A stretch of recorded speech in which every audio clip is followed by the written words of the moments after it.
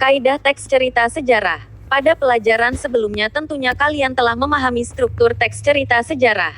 Teks cerita sejarah biasanya menggunakan penggunaan waktu lampau, masa lalu. Teks cerita sejarah juga dibuat bukan berdasarkan imajinasi pengarang dan tidaklah bersifat fiktif, tetapi bersifat nyata dan benar-benar telah terjadi di masa lalu.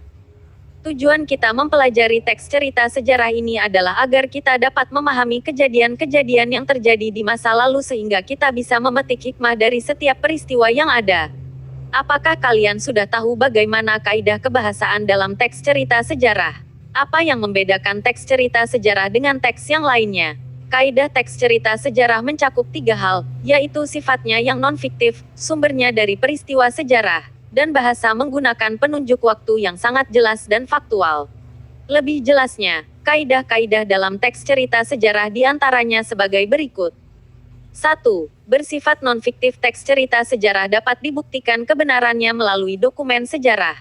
Dengan demikian, tokoh, alur, dan latar yang diceritakan dalam teks cerita sejarah haruslah nyata dan bukan hasil rekaan penulis.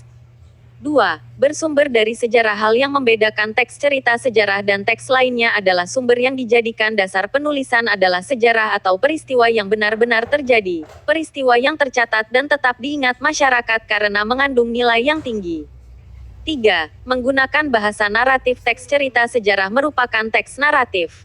Oleh sebab itu, teks ini menggunakan bahasa naratif yang banyak mengandung urutan waktu untuk menggambarkan peristiwa.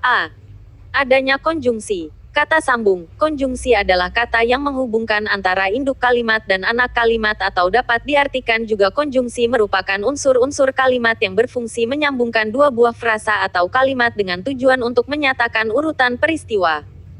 Contoh, setelah mendengar berita kekalahan Jepang pada Perang Pasifik, golongan muda mendesak golongan tua agar segera memproklamasikan kemerdekaan Indonesia.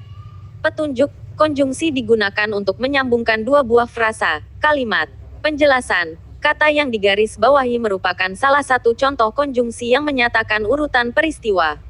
Contoh konjungsi lainnya adalah, lalu, selanjutnya, berikutnya, setelah, b.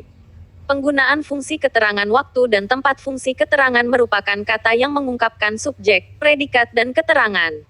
Sudah kita kenali bahwa fungsi dalam kalimat terdiri atas subjek, s, predikat, p, objek, o, dan keterangan, k. Contoh, pada tanggal 6 Agustus tahun 1945 telah terjadi pengeboman di kota Hiroshima, Jepang, Ir. Soekarno dan Rajiman Widyodiningrat diterbangkan ke darat 250 km di sebelah timur Laut Saigon, Vietnam untuk bertemu Jenderal Marsekal Tarauchi. Penyusunan teks proklamasi dilakukan oleh Soekarno, M.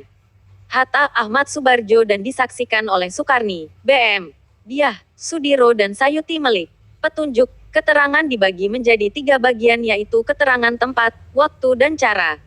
Catatan, kata yang bergaris bawah merupakan kata yang menunjukkan keterangan. Perhatikan contoh, masyarakat zaman praaksara terutama periode zaman Neolitikum sudah mengenal sistem kepercayaan. Mereka meyakini bahwa roh seseorang yang telah meninggal akan ada kehidupan di alam lain. Oleh karena itu, roh orang yang sudah meninggal akan senantiasa dihormati oleh sanak kerabatnya. Upacara kematian merupakan manifestasi dari rasa bakti dan hormat seseorang terhadap leluhurnya yang telah meninggal. Sistem kepercayaan masyarakat praaksara yang demikian itu telah melahirkan tradisi zaman megalitikum atau zaman batu besar. Sistem kepercayaan dan tradisi batu besar itu telah mendorong berkembangnya kepercayaan animisme, memuja roh nenek moyang. Mari kita ulas. Teks di atas termasuk ke dalam teks sejarah karena memenuhi kaidah teks sejarah. Kaidah-kaidah teks sejarah yang digunakan dalam teks di atas adalah cerita di masa lampau, menggunakan konjungsi atau kata sambung yang menggambarkan urutan peristiwa, dan adanya keterangan waktu dan tempat.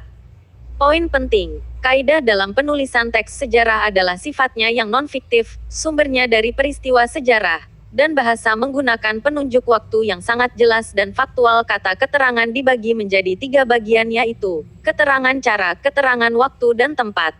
Sekian, referensi dari kuiper.com.